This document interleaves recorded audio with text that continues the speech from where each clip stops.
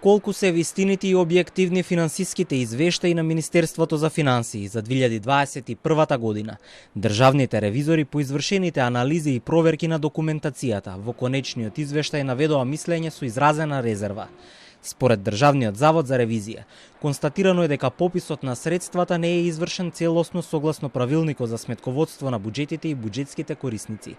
Целта на ревизијата е ревизорите да се уверат дали финансиските извештаи даваат погрешен приказ на состојбата, било да е тоа поради измама или поради грешка.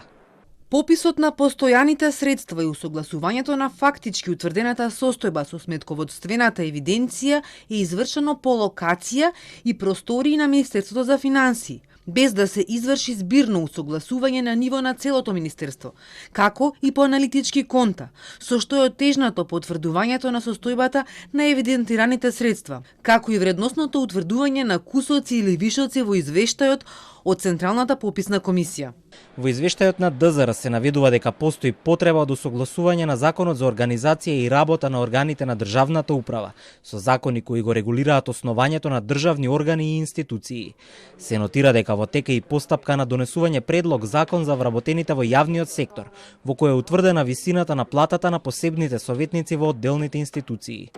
Покрај искажаната резерва за вистинитоста и објективноста на финансиските извештаи на финансии, ревизорите во извештајот наведуваат и дека пописот на градежните објекти кои ги користи Министерството е извршен без имотните листови, а не е попишан ниту ситниот инвентар со кој располага институцијата. 35 објекти за кои Министерството имало обезбедено имотни листови, сметководствено биле евидентирани без вредност, поради необезбедена документација за утврдување на вредноста.